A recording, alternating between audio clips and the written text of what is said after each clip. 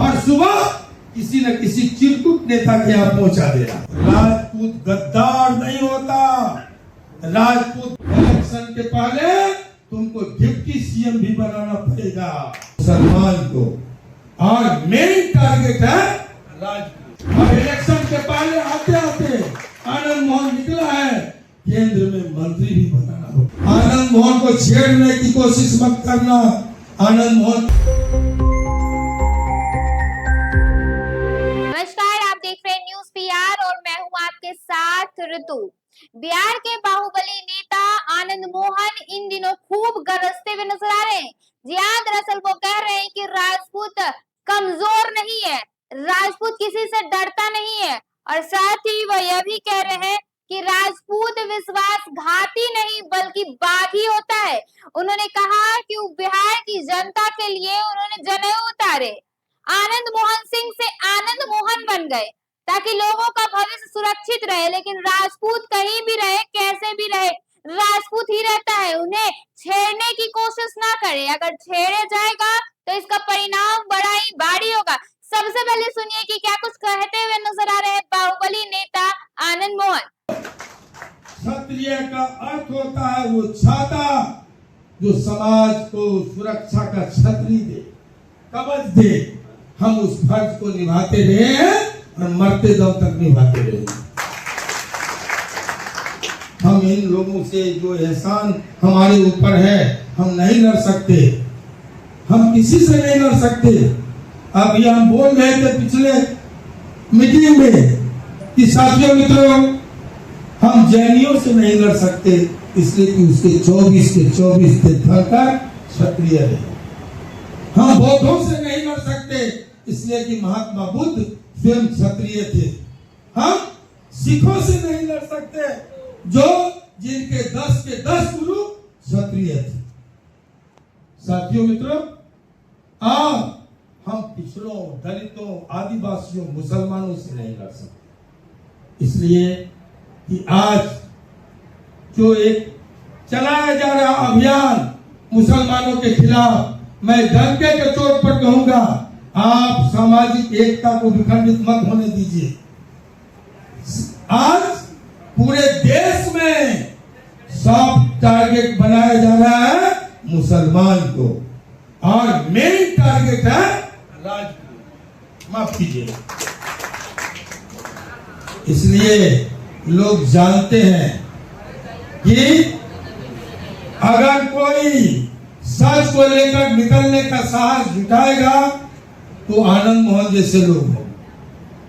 कहता है चेतन आनंद ने घात कर दिया, आरजेडी में थे, घात किया और चले गए जेडीयू में। साथियों मित्रों, जिस समय चेतन आनंद आरजेडी में थे, उस समय आरजेडी की सरकार थी। चेतन आनंद उसके एमएलए थे और पूरे समाज को बेवजह ठाकुर का कुआं ला करके गालियां दी गई, अपमानित किया गया, और तब चेतन आनंद ने बगावत की आवाज उठाई, सच कहते हुए। इसलिए मैं कहता हूं, राजपूत गद्दार नहीं होता, राजपूत विश्वासघाती नहीं होता, राजपूत बागी होता है। बगावत उसके नस नस।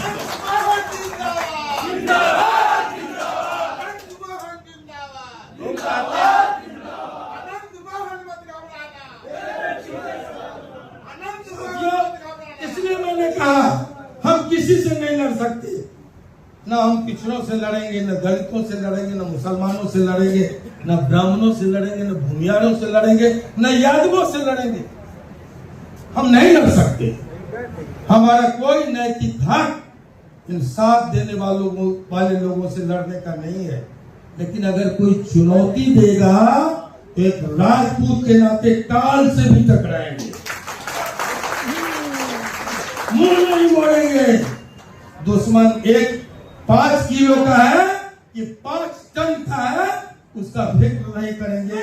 72 साल का 72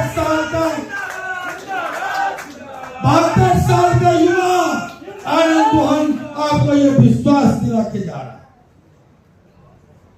साथियों, आज हमने कहा ये इंटरनल डेमोक्रेसी देश में खतरे में है। और कभी नारा दिया गया था Indira is India, India is Indira, तब आनंद मोहन खड़े हुए थे। और प्रेस के लोग, बहुत लोग आते हैं, तरह तरह की बात करते हैं, कहते हैं बाहुबली, आनंद मोहन बाहुबली, बाहुबली कहते कहते इन लोगों ने बाहुबली फिल्म बना दी। कोई ये नहीं कहता कि 17 साल की उम्र में जब इस देश में इमरजेंसी लगी और प्रेस पर सेंसरशिप की तलवार लटकाई गई, तब आनंद मोहन बतौर संपादक क्रांति दूत के जेल गए। हमारा जो अखबार निकलता था उस अखबार के छापे खाने पर छापा पड़ा, हमारे हॉकर्स पकड़े गए, हमारी प्रतिलिपियां जब्त हुई। वहां से हम शुरू होते हैं। लेकिन आजकल लोग हम लोग को सिखाते हैं पत्रकारिता। उनसे जाके कहिए जिन लोगों को नहीं मालूम है कि अपनी पीढ़ी का अकेला व्यक्ति आनंद मोहन है, गांधी की पीढ़ी का नहीं, तिलक की पीढ़ी का नहीं, नेहरू की पीढ़ी का नहीं, राजेंद्र बाबू की पीढ़ी का नहीं, जयप्रकाश नारायण की पीढ़ी का नहीं, डॉक्टर लोहिया की पीढ़ी का नहीं। वो सब के सब पत्रकार थे, संपादक थे, राइटर थे। लेकिन आनंद मोहन अपनी पीढ़ी में न केवल फाइटर हुआ बल्कि राइटर भी हुआ। मेरी लिखी कहानियां आज पाठ्यक्रम में शामिल है, बच्चे पढ़ते हैं, डिग्रियां लेते हैं, डॉक्टर, इंजीनियर और IAS IPS पर। हम है बाहुबली। मेरी लिखी पुस्तकें राजकमल जो हिंदी का मानक प्रकाशन है उसमें छपता है। एक पुस्तक जिसका राजकमल में छप जाए, जानने वाले लोग जानते हैं वो साहित्यकार का है। आनंद मोहन की हाफ दर्जन किताबें राजकमल से प्रकाशित हुई। आनंद मोहन अकेला अपने पीढ़ी का नेता है जिसकी पुस्तक आज संसद के ग्रंथागार की शोभा बढ़ा। जिन मेहमानों को पूछना है जाके पूछो, पता करो साथियों। लेकिन हम हैं बाहुबली और लोग हैं कलमबली। इसलिए मैं इन बातों का जरा सा भी कोई परवाह नहीं करता।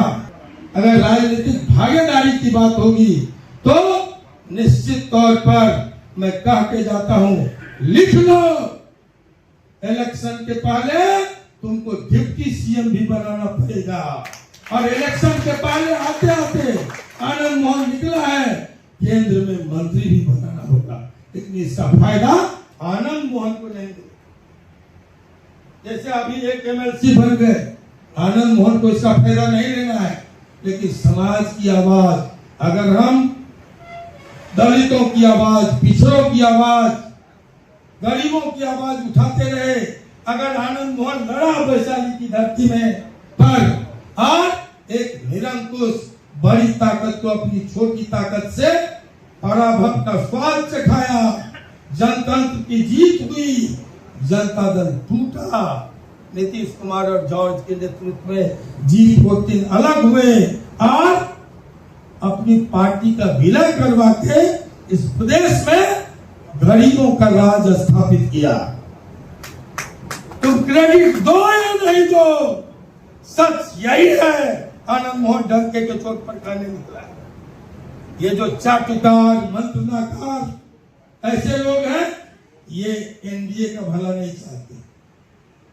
इनकी हर पहल कदमी से NDA आज कमजोर हुआ है। और स्थिति ये है कि अगर आज चुनाव हो जाए, चारों खाने चित्त हो जाएंगे। और यह भी मैं कह दूं, आनंद मोहन को छेड़ने की कोशिश मत करना। आनंद मोहन को इसी छेड़छाड़ से रुकने वाला नहीं है। और तुम्हारा IB का रिपोर्ट बता रहा है कि आनंद मोहन को छेड़ोगे, इस प्रदेश में एक नया समीकरण बनेगा और तुम तुम्हारा डब्बा गोल हो जाएगा। इसलिए मैं बड़ी बेबाकी से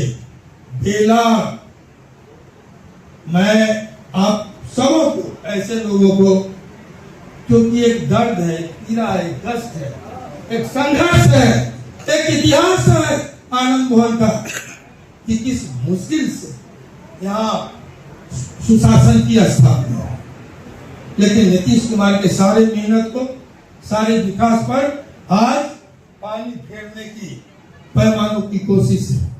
हमने तो कहा था, जो लोग कहते हैं मंत्री नहीं बनाए, मंत्रिमंडल गठन के 1 महीना पहले में आया, एयरपोर्ट पर उतरा था और हमने कहा इस संपूर्ण हिंदुस्तान का राजनीतिक महकमा हक का बक्ता है, हक प्रभ है नीतीश कुमार को किन परिस्थितियों में सत्ता से बेदखल किया।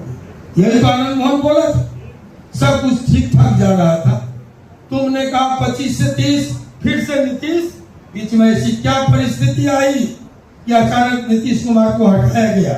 और तब हमने कहा था कि मंत्रिकारों ने गलती कर दी, नुकसान कर दिया, ठंडे मन से एनडीए का शीर्ष नेतृत्व सोचे। लोग कहते हैं गन पॉइंट पर नीतीश कुमार से इस्तीफा लिया गया। और देखिए बेईमानों को, आनंद मोहन को गाली दिलवाता है जिन लोगों से कभी नीतीश कुमार अपने मुख्यमंत्री आवास में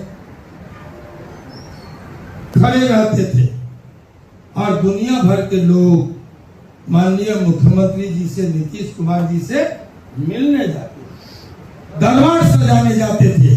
आज बेईमानों ने नीतीश कुमार की वो स्थिति बना दी कि हर सुबह किसी न किसी चिरकुट नेता के यहाँ पहुंचा दे रहा है। जिसका दरबार लगता था उसी को दरबारी बना दिया, दरबार घुमा रहा है। 150 लोगों में सीतामढ़ी ले जाए, 25-50 लोगों में, 10 लोगों में, 1 दर्जन लोगों में, किसी एमएलसी के यहाँ, किसी मंत्री के यहाँ। ये हमारे नेता का अपमान है।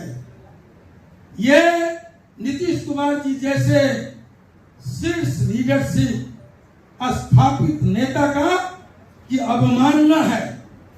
इसलिए जेडीयू के कार्यकर्ताओं को मैं कहूंगा इस सब के खिलाफ बगावत करो, इस सब के खिलाफ आवाज उठाओ। आज बहुत ज्यादा नहीं, लंबी बातचीत हो गई। मैं अंत में इतना कहूंगा कि ये महाराणा प्रताप जी की प्रतिमा का अनावरण होना है। तो सुना आपने कि कैसे वह कह रहे हैं कि राजपूत को ना छेड़े, राजपूत आज भी वही है और जहां खड़े हो जाएंगे वही तलवार जो है वो चलने लगेगा। वो यह भी कहते हुए नजर आ रहे हैं कि हमेशा से जो है वो सॉफ्ट टारगेट पे जो है वो मुस्लिम रहा है और मेन टारगेट पे हमेशा से राजपूत नजर आए हैं। वो यह भी कह रहे हैं कि चुनाव के पहले वो कुछ ऐसा कर देंगे जिसके बाद सरकार तक को हो सकता है झुकना पड़े। ऐसे में अब आगे यह देखना होगा कि आनंद मोहन के इस बयान से सियासी गलियारों में क्या चर्चाएं होती है और क्या कुछ निकल कर हमारे सामने आता है। फिलहाल के लिए बस इतना ही। ऐसे ही तमाम खबरों के साथ बने रहने के लिए देखिए न्यूज़ PR। धन्यवाद।